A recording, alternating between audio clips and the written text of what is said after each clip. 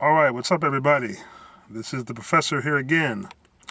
Well, it seems more legal issues and more legal woes continue to plague TNA wrestling. This has to do with the recently returned supermex Hernandez, who, as you all saw, was a part of the who became part of the Beatdown clan as a heel. And apparently, there was some controversy on his contractual obligation. This has to do with Lucha Underground. Apparently, TNA Wrestling filmed a bunch of segments and storylines with Hernandez and the Beatdown Clan, which now have to be all scrapped. It says right here, TNA sources indicate that Hernandez was signed to a deal by the company after informing TNA that contractually he was free and clear to do so. After Hernandez made a number of appearances at TNA TV tapings, Lucha Underground approached TNA and informed them that contractually Hernandez was still their talent, signed to their TV series, and that he was not released from his obligations to Lucha Underground. Therefore, he could not legally appear in TNA broadcasts. I got a question. I wonder why Lucha Underground didn't make that clear before letting him appear on the show when he made his comeback. That's very strange. They could have told Dixie Carter and the TNA brass right off the bat, Hernandez is not contractually available because he's under contract still to Lucha Underground.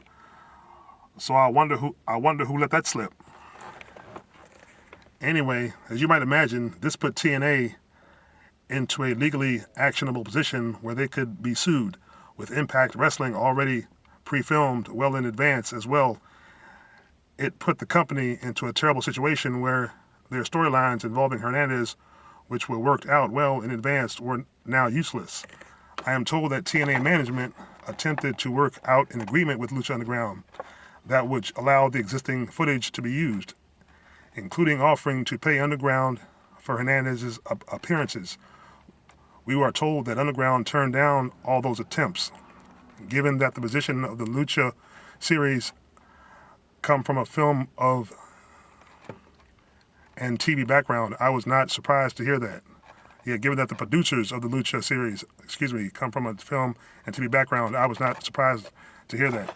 Since TNA cannot use the footage, the decision was made to put everything involving the BDC. As of today, all of the current BDC storylines are completed and done, as it would be impossible to edit around Hernandez. The matches and segments that were filmed are completely scrapped, and TNA will re-edit all of their TV in their place. I am told that TNA will be replacing those matches and vignettes with existing material, including using some matches from the TNA Slammiversary pay-per-view a few weeks ago.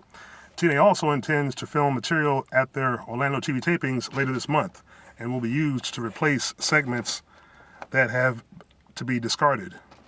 Hernandez obviously is gone from TNA, and he is now in a position where he's losing work, as TNA wanted to use him and cannot.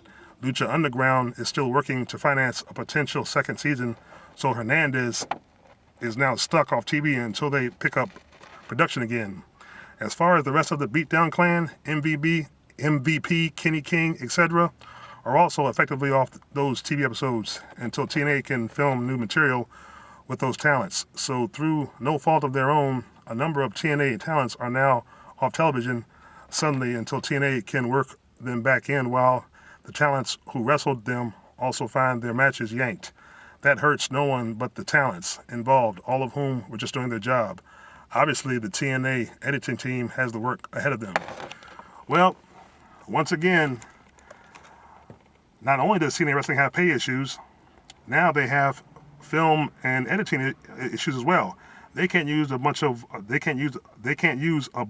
that the wrestlers did, all because Lucha Underground forgot to approach TNA Wrestling to tell them that Hernandez is still under contract to us. Wow, what kind of shit is that?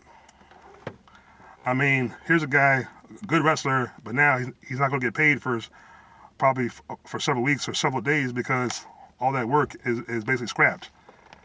You do your job, but you can't get paid for it because it can't be used. Wow. Now I see why MVP is taking independent bookings, and if his contract's coming up, he might be gone as well. And if I'm Kenny King, I'm also going to be looking elsewhere, maybe Global Force or Ring of Honor. Now I heard a rumor that Ring of Honor has been bought by Vince McMahon, but I researched that and I found out that to be false. And I hope it really is false, because we don't need Vince buying another good company and basically put it on the shelf or scrapping it.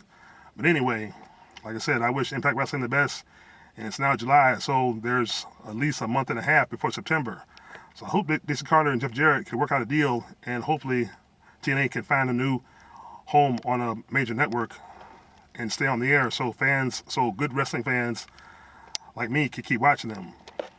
Leave your comments and your thoughts. Peace.